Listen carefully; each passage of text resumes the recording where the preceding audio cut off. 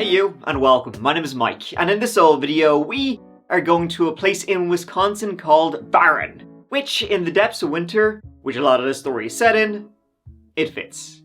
It's an itty-bitty little old place, and a story happened there a few years back that is incredibly shocking, tragic, disturbing, and triumphant, too. It's about bravery, one man who didn't have any of the stuff, and another young girl who had buckets full of it. Please subscribe to see new true crime videos every single week. Now, let's give it a go.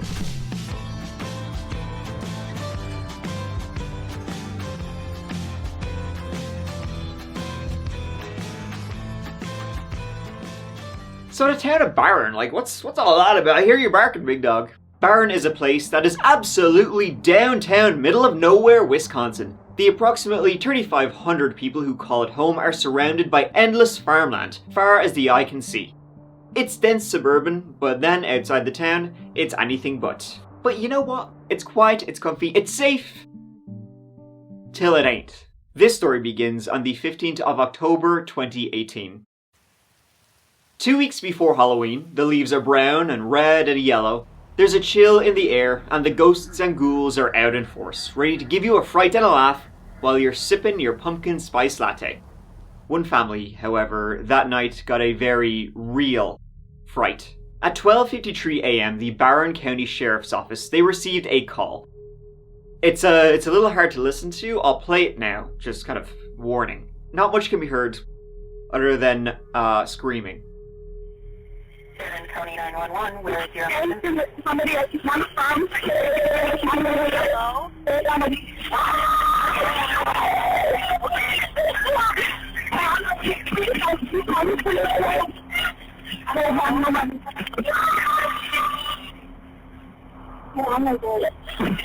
Hello?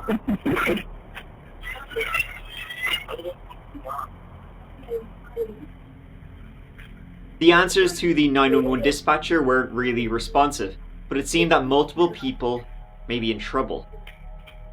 Tracing that call, it led to a pretty remote house about 5 minutes drive west of town. That's where deputies met up. This was 7 minutes after the call came in. They hadn't wasted any time at all.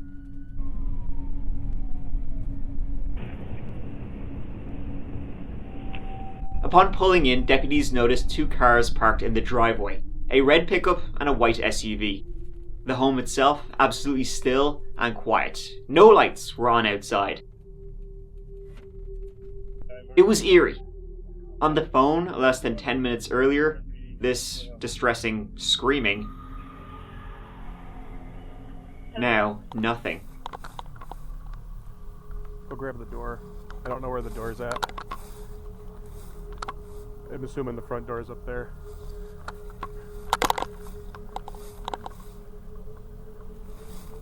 Go up front. There's not a door back here. At first they thought they might even have come to the wrong house, till they noticed one light was on, upstairs. Approaching, they noticed the front door was open, and knocking, announcing themselves, and entering, they saw a body. Sheriff's office! Sheriff's office! Suicide.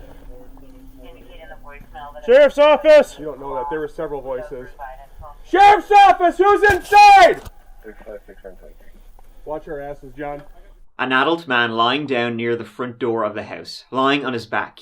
He had heavy facial trauma. Nearby was a spent shotgun shell. I saw one spent shotgun shell next to this guy's right foot. The hallway one must have been spent as well. We're still missing a gun? We're missing a lot. No sign of a weapon, though, near him. And so the deputies, they went back to their cars, they got a ballistics shield, they got their rifles out, and began to scope out the rest of the house. Inside, another person was found shot dead, this time an adult woman. Yeah, that's weird. All those doors kicked in. Was that bedroom door kicked in, too? The bathroom door was. Yeah, I saw that. I didn't see the bedroom door. This one, it looks like he could have blew through that front. Oh, sorry. Are you on? Okay. It just looks like he could have shot right through that little glass window that you said was broken. Yeah. Found another one in the bathroom, almost directly straight back from the front door, in the bathtub, dead. One more shotgun shell in that entryway area leading into the bathroom. An ambulance was called, and clearing the rooms, they didn't find anyone else. The basement, the kitchen, the garage, and a child's bedroom. 2 dead adults and a child lived there, but she was gone.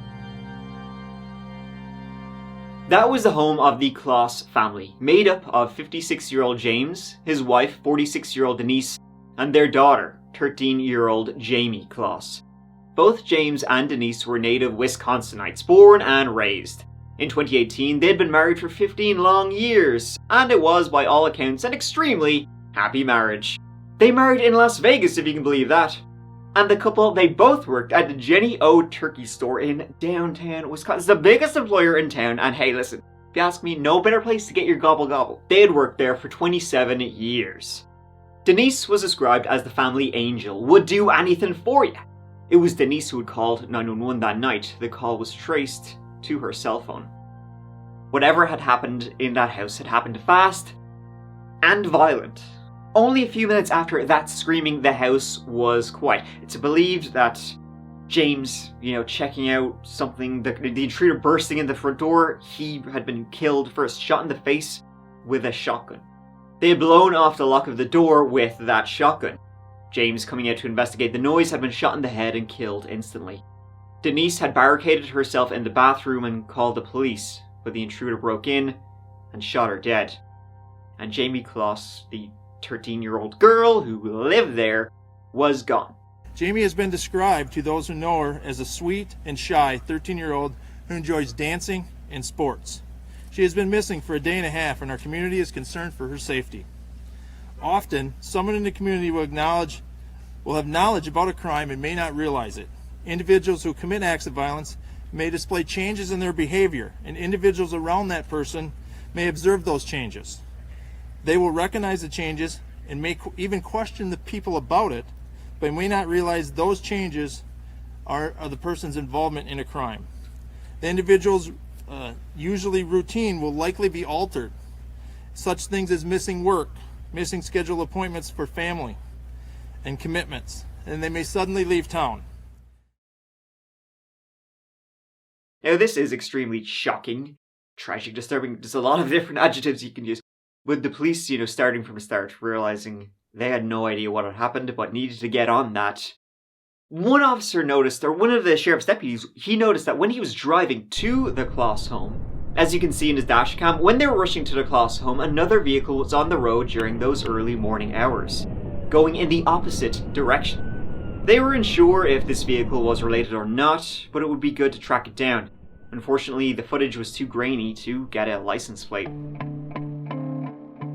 So, who had done this? And where was Jayme Kloss? I mean, at the time, they didn't even know it was Jayme, the one who had done this. A 13-year-old girl killed her family with a shotgun. Seems unlikely, but, seen stories like that before. Shit happens. But they just simply didn't know. 72 hours into the search, well beyond that actually. This is still a very active investigation according to the sheriff here in Barron County. And as you mentioned, more than 400 tips rolling in. They continue to follow up on all of those. And they have a 24/7 command center that's based here in Barron. They still do not have credible sightings of Jayme Kloss and no suspects in the murder of her parents. Is it a random attack or is it a targeted attack? I don't know that answer. They canvassed the neighborhood, but this was on a very remote side of town. The neighbors weren't exactly close. There's a busy highway right beside, thick trees all around, and going to the nearest house, they said they didn't know the Kloss family that well, but they had heard 2 gunshots that night at around 12:31. They didn't think much of it though. Gunshots weren't the strangest thing in this part of the world.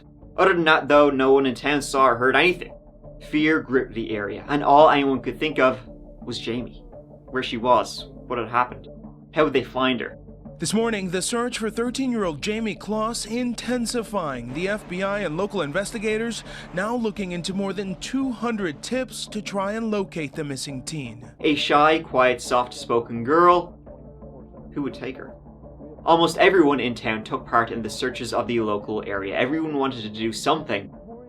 A witness claims to have seen Jayme Kloss inside this black SUV yesterday afternoon at a Miami gas station, 1,700 miles away from where Jayme's last confirmed sighting Sunday afternoon in her hometown of Barron, Wisconsin. But things were coming up empty. $25,000 was offered for information, leading to her safe return. Then, a twist. Something extremely weird and disturbing happened. Someone broke into the Kloss home, the murder scene. Later on in October, just a couple of weeks after the double homicide and abduction, a fellow employee at the turkey store, 33-year-old Kyle Janky Annis, busted his way into the house. Well, in fact, a patio door had been left unlocked. Little did he know, though, that the police had left a nice little surprise. A motion-activated camera just out the back side. So they, the police were alerted instantly that somebody was going back, because they had a feeling. See this shit all the time. Killer goes back to the scene of the crime. Was that what was happening right now? Kyle went into that house in the absolute dead of night. Went into the back of the house where Jayme's bedroom was. Started going through her shit.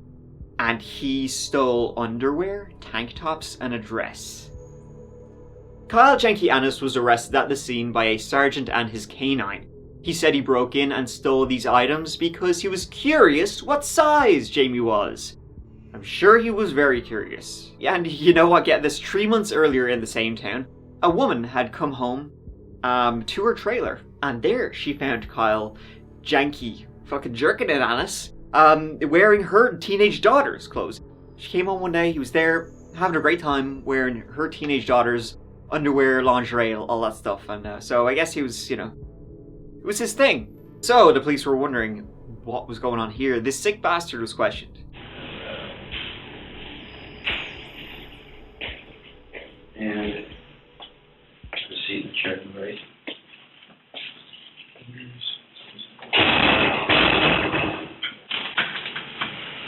Because in all reality, I had this suspicion that it was a setup. So I walked out there to actually find out. And sometimes my suspicion is right. A lot of times is I can feel things that other people can't. Anytime something bad happens, normally I know it's coming before anybody else does. And I already knew your people are going to be there. It's straight out. You guys put it out there. I just had to find out for sure. And then that was the real reason I was there. Yeah, I fucking went and did whatever I did. But, in the end, I was probably gonna end up fucking, leaving all that other shit that was in my pocket. But hey, I heard your people talking, so I knew they surrounded me. I knew they were out there. His interrogation is just one long spiel of you just wishing Kyle would shut the hell up. He constantly goes on these weird and bizarre tangents, and frankly, you'd be better off listening to the sounds of a public bathroom for an hour. I'll spare you the details. I don't know her. All I do know is from everything that I have read, any child comes up missing, it pisses me off. And it makes me want to go fucking hunt the person to find them. I'm sure it does, pal, but it turned out Kyle was a red herring. He was quickly determined to not be involved in the case. A time-wasting predator, yes. A killer, no. Not a killer in this case. Whoever did this cannot get away with it. They can't. Jeff Kloss and Kelly Engelhart lost their oldest brother, Jim, 1 month ago when he and his wife, Denise Kloss, were murdered and their daughter, Jayme, kidnapped from their home near Barron, Wisconsin. Some people have wondered if Jayme had possibly a boyfriend online. That would go to extremes. Right. You would have to show me proof because I would not believe it. They're now about 35 days into their investigation, and they're still receiving about 25 tips from across the country every day. The search continued, and the longer it went on, the less likely she would be found alive. The family, close friends, made sure to keep the story in the news, non-stop. They were scared this would go cold, like, unfortunately, so many of these cases do. Help from out of town dwindled. A 24-hour command center was closed. Christmas came and went. 2018 became 2019. The autumn leaves turned to mush in the ground and snow began to fall. The house was still there but quiet. People still hoped and prayed, but they had no news since all of this had started. Then on January 10th, 2019, things changed. A call came in to police dispatchers, and this call was from a town just north of Barron, a town called Gordon. It's about an hour's drive up the road. The caller was a guy named Peter Kaczynskis, and he was saying that his neighbour, Jeannie Nutter, had told him that Jayme Closs had been found. No, I don't want to take her out with Douglas County 911. Hi. I have a young lady at my house right now, and she says her name is Jayme Closs. Okay, have you seen her photo, ma'am? Yes, it is her. I 100% think it is her. Okay. 100%. Ma'am, my deputy, she just wants you to lock the doors. It was a miracle, really. Unbelievable. What Jayme was saying was that a guy named Jake Patterson had killed her parents and that she just wanted to go home. She just said, I'm lost and I don't know where I am and I need help. Jeannie Nutter was almost finished with her late afternoon walk when a tired and dirty Jayme Closs showed up on her street. When she got near me and I could see who she was, she told me, I'm Jayme. I just held on to her and I said, we're going to find somebody who's home. We're going to call the police. You're going to be okay. You're going to be safe. Everything's going to be fine. You're going to be fine. I just kept saying that. Police raced to Peter's home where Jayme was. She was wrapped in a blanket and she was physically unharmed. Jayme was able to tell the police that she had escaped and that Jake was still out and about driving his red car. He was supposed to be out until midnight, she said. The car was quickly spotted, running its plates that matched Jake Patterson, and they began to follow it, noticing that the taillight was broken. So they had an excuse to pull it over. After following it, the Ninas kind of went off, and then the car pulled over to the side of the road. The occupant was asked for his name, and he gave it as Jake Patterson. You're no longer detained. You're under arrest now, okay? For what? Oh, they'll tell you when you get up to the officer. Someone got turned off my car? Yeah, do something with it. The other officer will take care of it for you. He was arrested. It was 88 days since this case began. Excuse me for my voice. Lost it, of course, yesterday. The jubilation in the town of Barron was hard to describe. The breaking news, a 13-year-old girl missing for 3 months is found alive. I am so proud to present our Hometown Hero Award. Jayme, your strength, your resolve, and your bravery is beyond incredible. We worked together, and this community showed its support for Jayme in this case, and now Jayme showed us the will to survive. And she's the hero. There's no question about it. Yeah, I feel so too. We're so glad. Jake Patterson was interviewed at 7:15 p.m. the day he was arrested. He waived his Miranda rights and agreed to speak to the police. He did so calmly and casually. He told them everything about his abduction of Jayme. He said he had brought a shotgun with him and he planned on killing anyone who got in his way. He admitted to breaking in and to shooting James. Both Denise and Jayme had barricaded themselves inside the bathroom. He kicked it in. Once he got in, he bound Jayme with duct tape, wrists, ankles, around her mouth, around her head, took her out of the bath, and he shot Denise. He then dragged Jayme into the trunk of his car. The car on the dashcam was indeed Jake Patterson's car. He then took Jayme to his house where he created this little space under his own bed.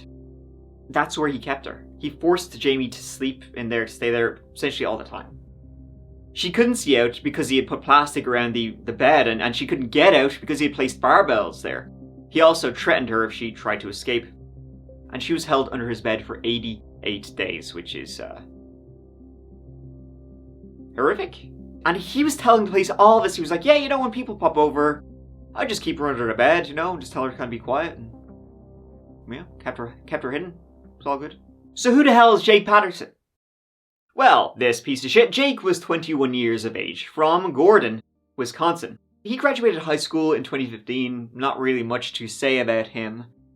And I mean that in like the most disrespectful way possible. Like his grades, they were all C's and D's, C, D's nuts. Nobody really remembered him. He was like the quietest kid in school. Like, there's only 600 people in the town of Gordon. It's tiny, it's itty bitty. And nobody remembers him. Like, barely anybody remembers him, and after school he just kind of disappeared. Didn't even have an online presence, really, to speak of at all. After high school, he entered the Marine Corps, where he remained for 2 months before being honorably discharged due to medical issues. He was having chest pains and basically couldn't really do the physical aspect. Which sounds like a bit of an oversight if you're like signing up to join the military. Like, wow, soldiers have to be kind of fit. Who could have guessed? So after his time served, which were an entire whopping 2 months, he returned home to his hometown of Gordon. He kind of worked part-time a couple of different places, but never really stayed anywhere too long. Like, a couple of days here and there. He lived in this house alone. His parents had both moved away. Daddy paid for pretty much everything. His dad would come over and stay in this house on the weekends, including weekends when Jayme was there, but like, I don't know if they really got on or what, because even when his dad would come over and stay the weekend there, they both didn't really speak much, and they both kind of just stayed in their own rooms, barely interacting at all. Since he had been discharged from the Marines, that's when he would just say he was lost since that. And that is when he had his first thoughts of abducting a girl. He never had a girlfriend in his life. Gee, what a surprise! And he had these thoughts for a few years, but had been repressing them. Now he was seriously thinking of it. Jake ended up working at a cheese factory near Barron, only for 2 days before quitting. But the first of those 2 days, he was stopped behind a school bus while driving into work, and he saw a young girl get on the bus outside her house. He had never seen her before, didn't know her or the house or how many people lived there, but he decided she was the one he would take. And that was Jayme. The next day he was still thinking about it, so he kind of made up his mind.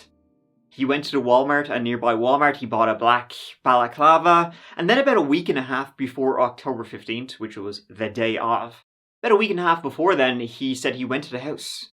He was going to try it then, but he noticed there was a couple of cars parked outside, so he got scared and he ran off. Then he would say about 1 or 2 nights later, he tried again.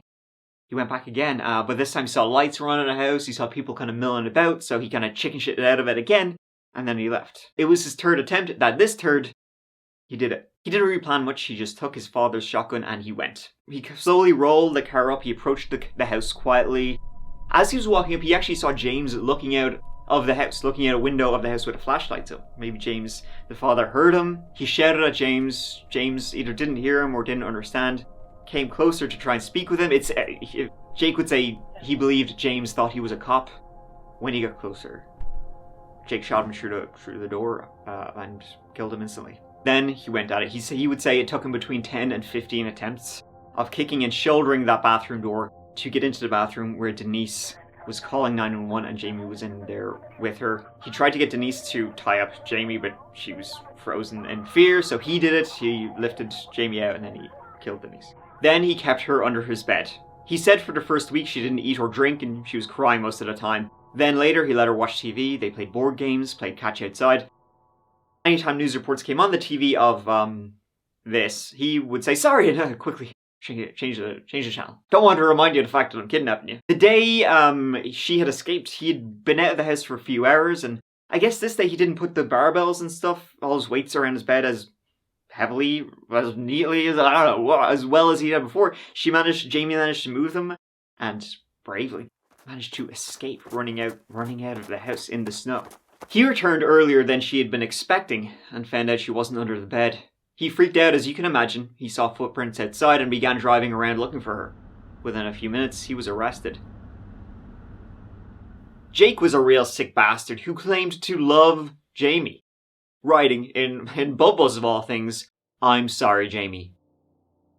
Jake Patterson pleaded guilty to the charges, 2 counts of first-degree murder and 1 count of kidnapping. The authorities didn't pursue charges against Jake Patterson for, the 88 days he had Jayme. They didn't want to have to question Jayme about it, bring her in and interview her and all that kind of stuff.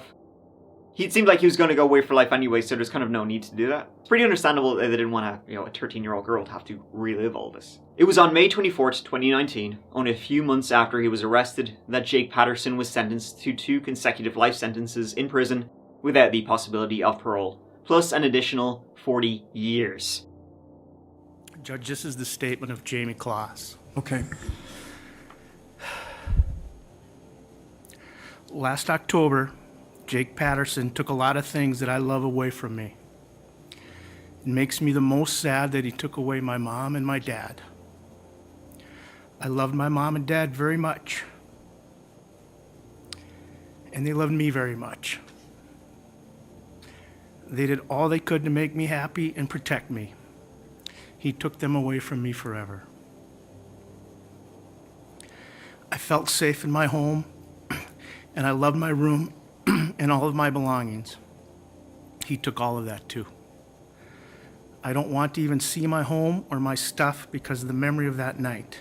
For 88 days, he tried to steal me, and he didn't care who he hurt or who he killed to do that. He should stay locked up forever. Not only were you a danger to the Kloss family, you are an extreme danger to the public in general.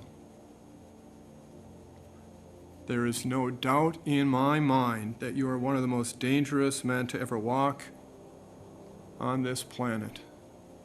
You are the embodiment of evil. As he was being sent away, the volume cuts out, but he said, "Bye, Jayme." Prison hasn't been going too well for Jake. Here he is getting into a fight, which is just great! Kyle Janky Annis was later sentenced to 2 years probation for breaking into the Kloss home.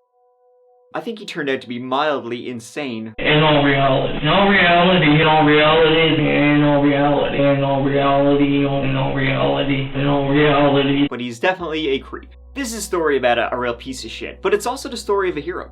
Jayme, who was an absolute legend. She never gave up.